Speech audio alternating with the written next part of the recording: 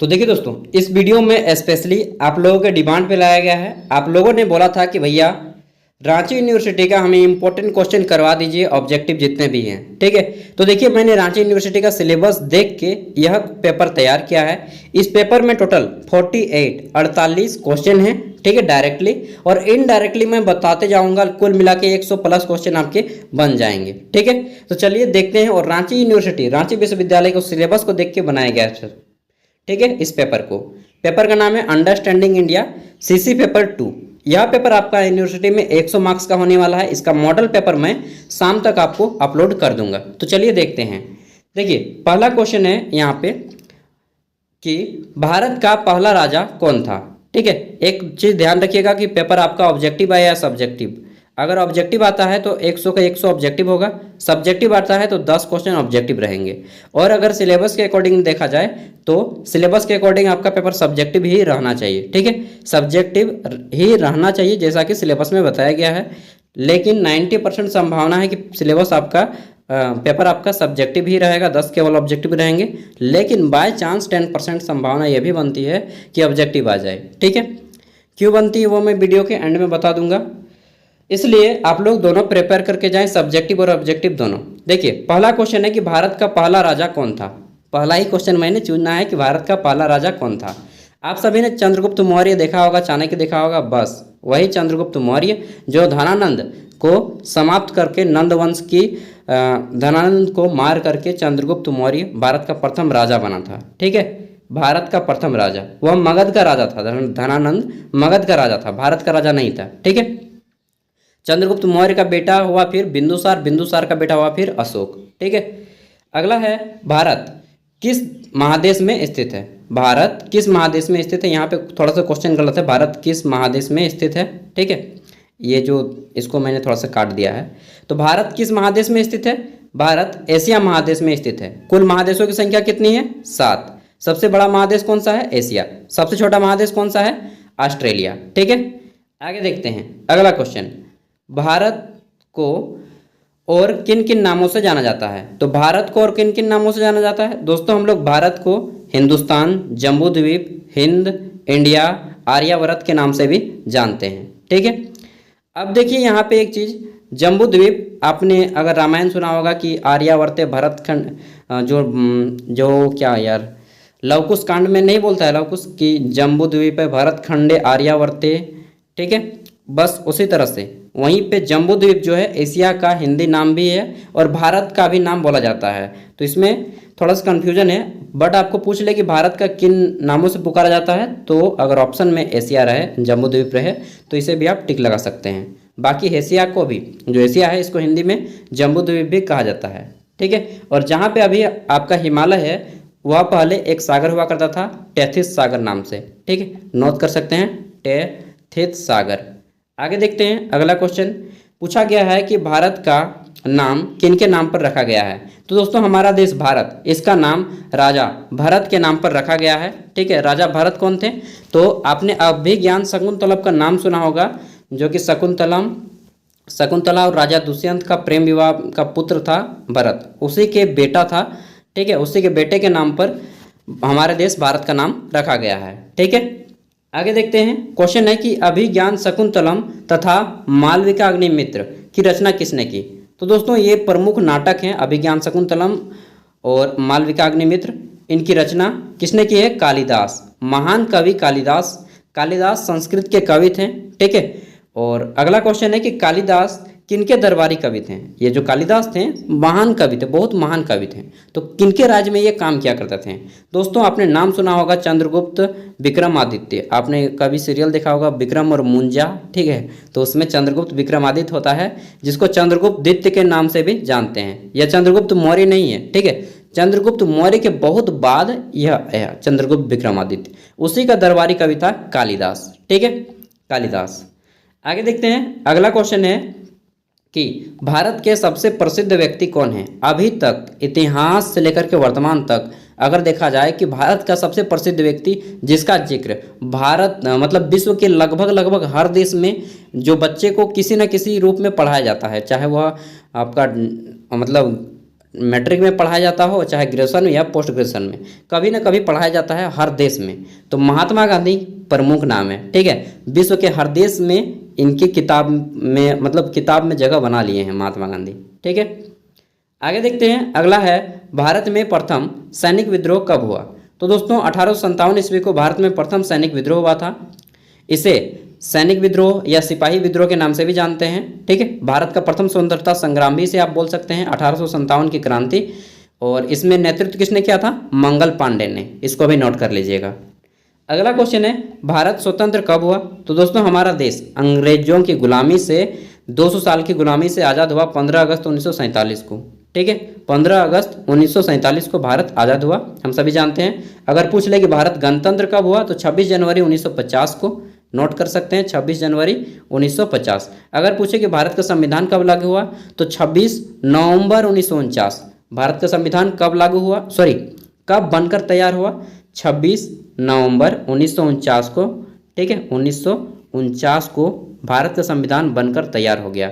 संविधान को बनने में कितना वर्ष लगा? तो 2 वर्ष 11 महीना 18 दिन का समय लगा था। संविधान सभा के अस्थायी अध्यक्ष, अस्थायी अध्यक्ष, तो संविधान सभा के अस्थायी अध्यक्ष कौन थे? इनका नाम था, संविधान सभा के अस्थायी अध्यक्ष कौन थे? तो यार मैं भूल रहा हूँ, अस्थायी अध्यक्ष डॉक्टर सच्चिदानंद सिन्हा और अस्थायी अध्यक्ष, हाँ। तो दोस्तों संविधान सभा का जो मतलब याद आ गया यार, देखिए अचानक से जब बोलने लगता हूँ तो पहले बना अस्थायी, मतलब कि जब संविधान बना तो तत्काल के लिए रख दिया गया कि अभी आपको केवल इस पद के लिए कुछ ही दिनों तक रखा जाएगा, यानी कि अस्थायी रूप से, ठीक है, टेम्पोरेरी।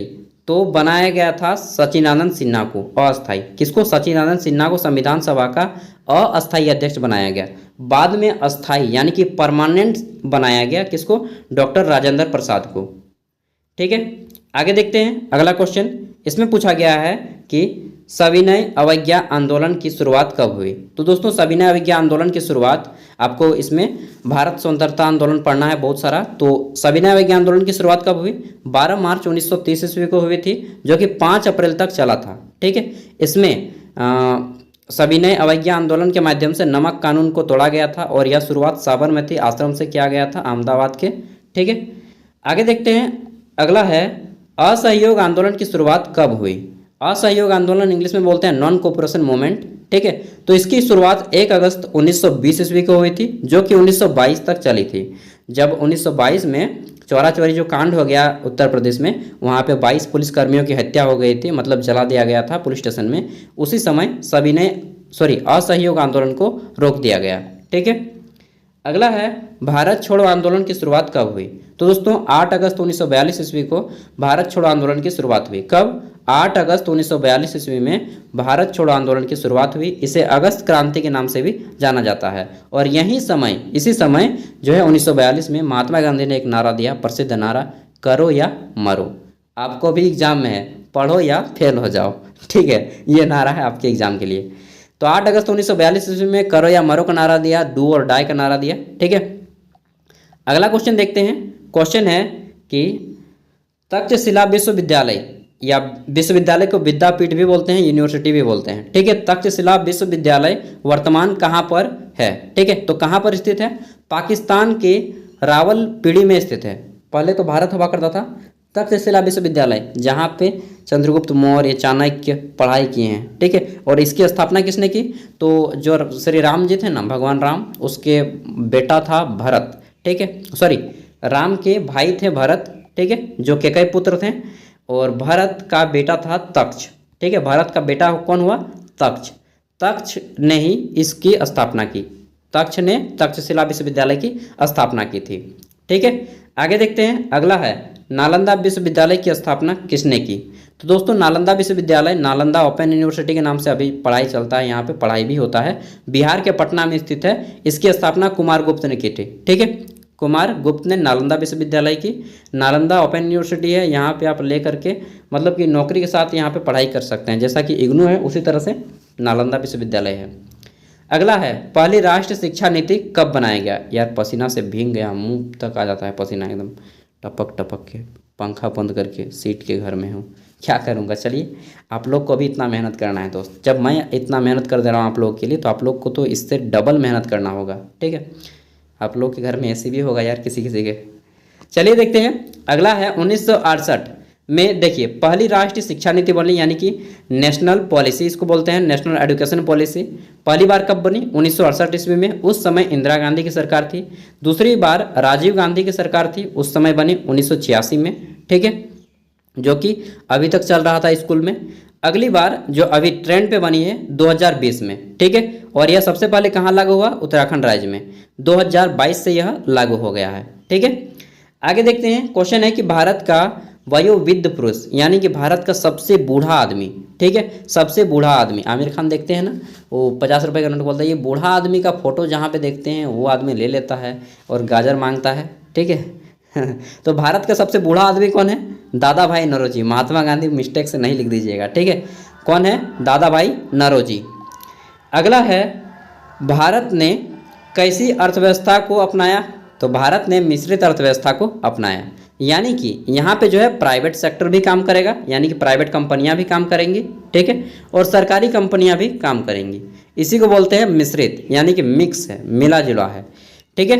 आगे देखते हैं, अगला है, और अगर अमेरिका की पूछे तो अमेरिका की अर्थव्यवस्था पूंजीवादी है, यानी कि वहाँ पे प्राइवेट है, मैक्सिमम चीज़, बहुत कम सरकारी है, ठीक है।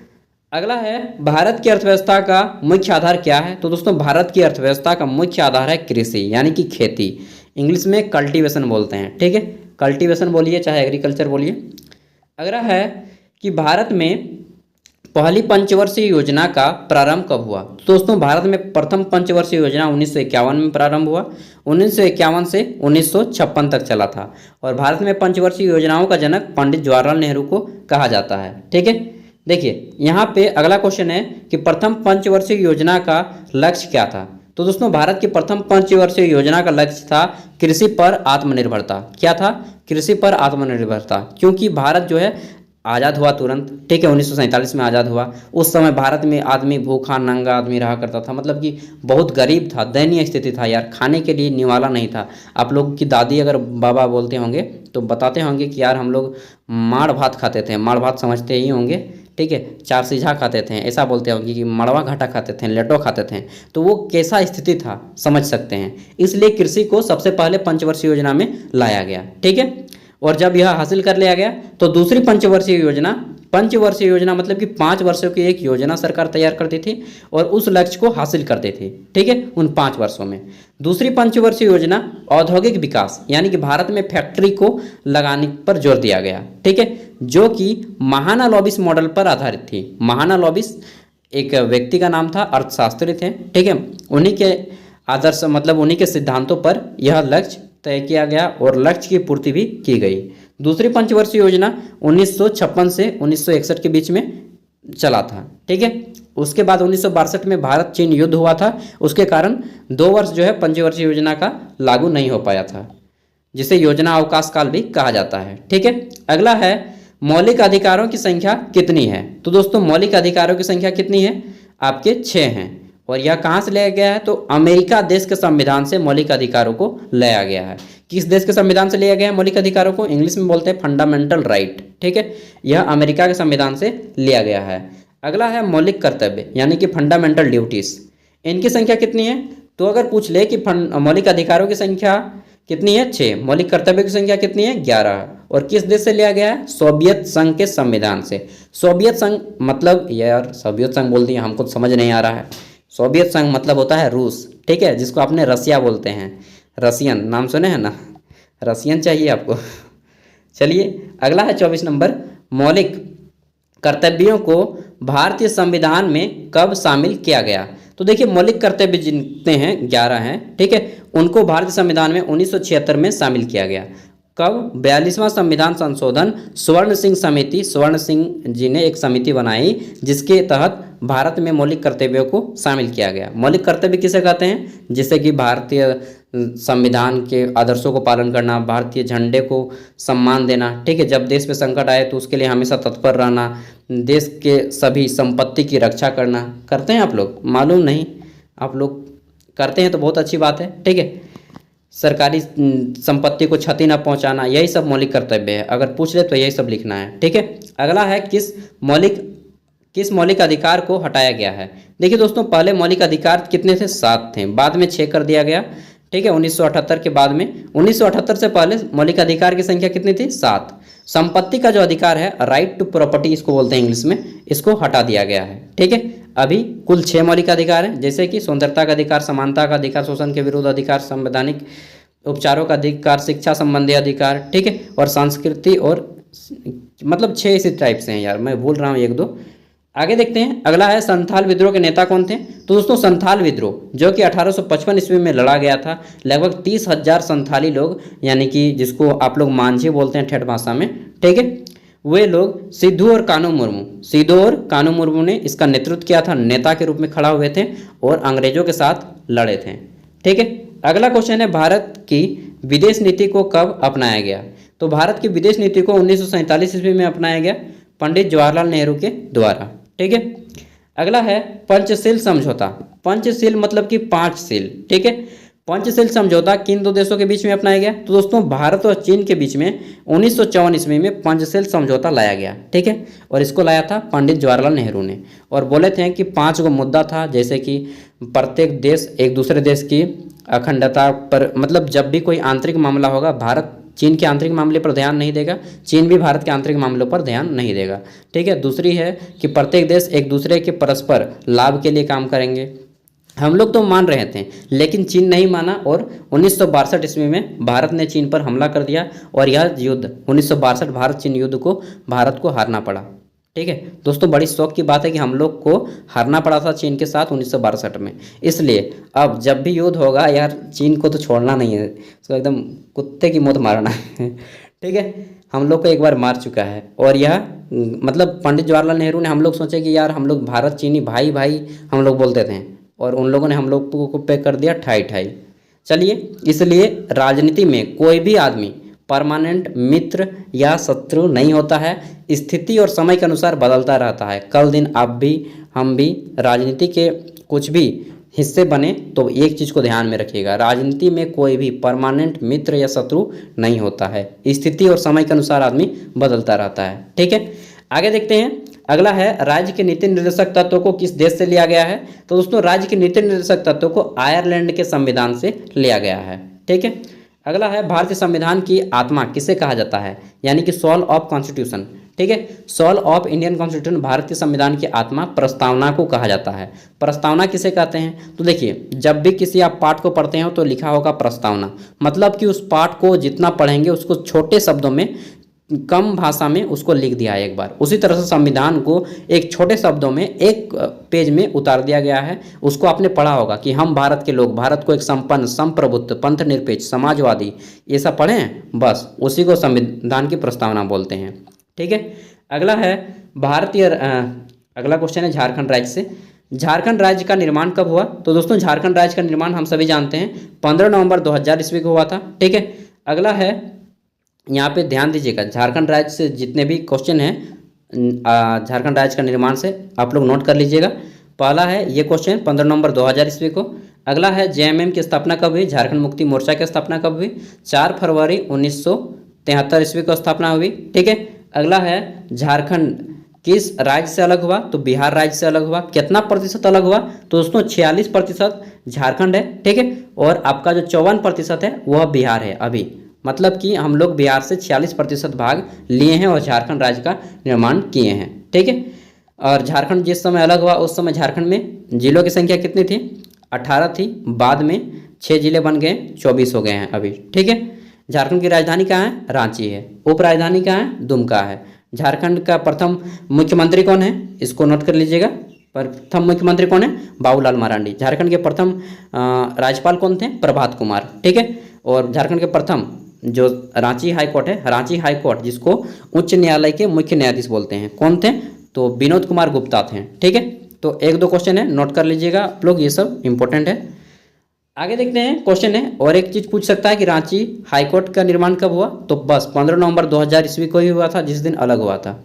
झारखंड का क्या बोल सकते हैं कि झारखंड का पिता या फिर झारखंड विभूति के नाम से किसे जाना जाता है? ठीक है, तो बिरसा मुंडा को जाना जाता है। ठीक है, बिरसा मुंडा। उसके बाद 15 नवंबर 2000 ईस्वी को हम लोग क्यों मनाते हैं झारखंड, ठीक है, निर्माण दिवस या स्थापना दिवस 15 नवंबर को, तो क्योंकि 15 नवंबर को बिरसा मुंडा का जन्म हुआ था। बिरसा मुंडा का जन्म कब हुआ था, तो 15 नवंबर 1875 या 1975 था, 1875, सॉरी यार 1975 होता तो 2000 ईस्वी में डेथ करते हैं। 15 नवंबर, ठीक है, 1875 ईस्वी को बिरसा मुंडा का जन्म हुआ था, इसीलिए 15 नवंबर की तिथि को हम लोग झारखंड स्थापना दिवस के रूप में मनाते हैं प्रत्येक वर्ष, ठीक है। आगे देखते हैं, क्वेश्चन है कि झारखंड भारत का कौन सा राज्य है।